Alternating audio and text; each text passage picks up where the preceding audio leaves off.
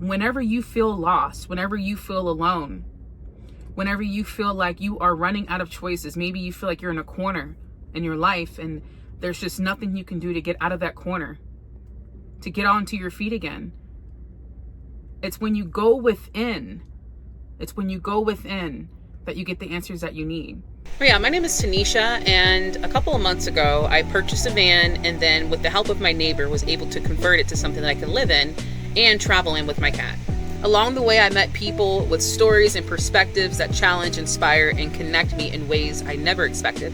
This journey, which I call Earthbound Journeys, by the way, is a look at life beyond the comfort zones, where every encounter has something to teach us.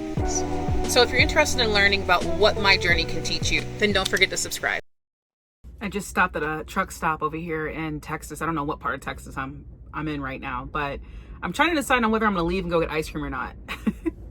But I want to do this quick video here because I woke up this morning and instead of being happy and exuberant like I normally am, I felt strong rejection.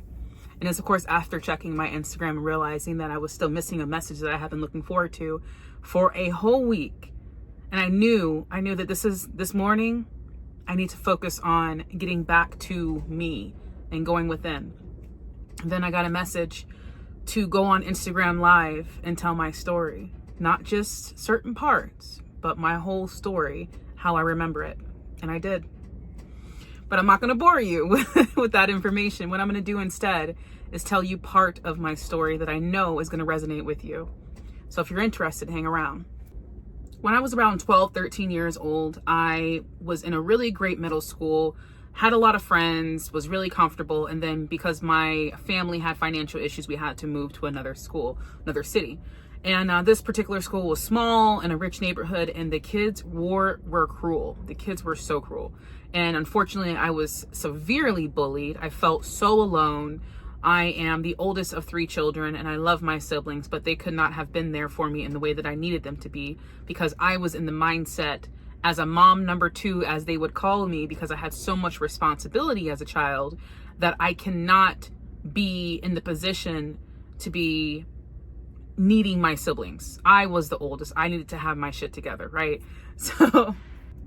So in this moment in my life, I was feeling very depressed. I was writing poetry, and this poetry was helping a little bit, but not enough. Writing in general was helping. I was also starting to read a lot of novels and things like that. And it was just a temporary Band-Aid over my soul. That was really dramatic.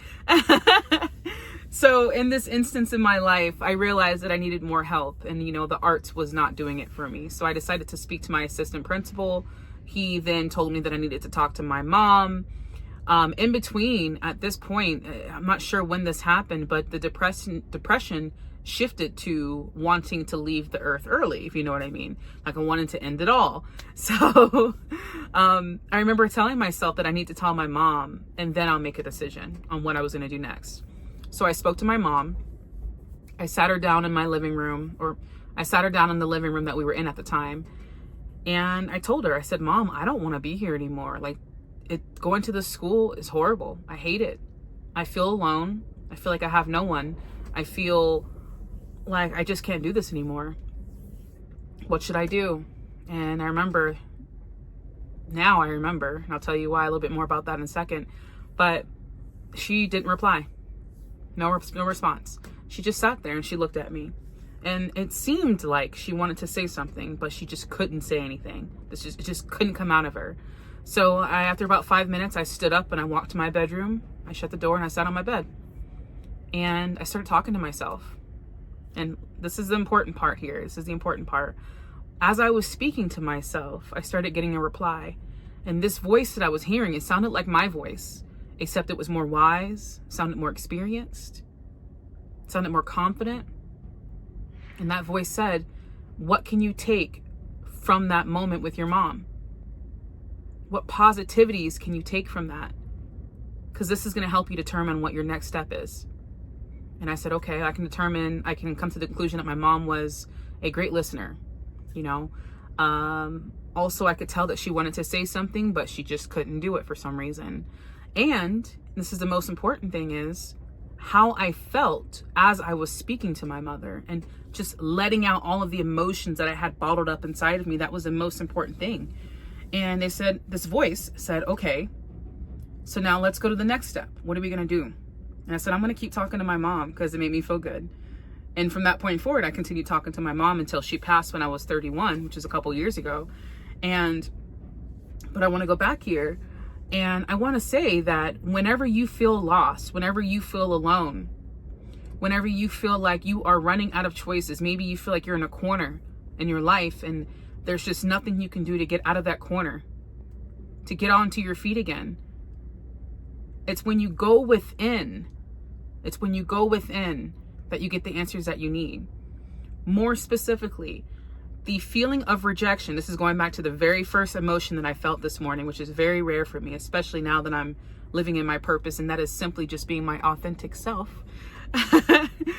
Feeling of rejection. That feeling is a gift. And I'm going to explain why it's a gift here. There's someone I started listening to recently, and she does sermons, and I'm not much of a sermon person, but I gotta admit, this really hit. She said, when you believe that there's no one in your corner, then you realize that you were the only one that you needed, that God was the only one that you needed. And I thought that was such a powerful statement, because when I felt alone, when I felt like I was, isolated, when I felt like I wasn't protected, when I felt estranged from my family and my friends, the little friends I had at the time, I was proven in that moment after that conversation with my mom that I was the only person that I needed. I also found out then in that moment that I was never alone. Without going into ancestors and spirit guides, at the end of the day, you have the highest version of yourself, the version that's closest to source energy, the divinity that you have within you, the God in you, or Christ consciousness, whatever you want to call it. I like to call it Christ consciousness because I feel closer to, Jesus when I say that. But we're never alone. And it was in that moment that I realized that. And yes, I became hyper independent after that. Yes, I became this resilient person, this wounded healer, and all these different titles I would give myself. But at the end of the day, that moment was one of the many moments that created this identity I gave for myself. And in order for me to heal, I needed to go back to that moment in my life and look at it from a bird's eye point of view, stepping outside of the situation and realize who I really was and how much help I really had in that moment. And that I was never alone. But more importantly, my mother's rejection put me on a path to self-love and self-discovery. And I'm so grateful for that moment. And the many moments after that. That wasn't the only time.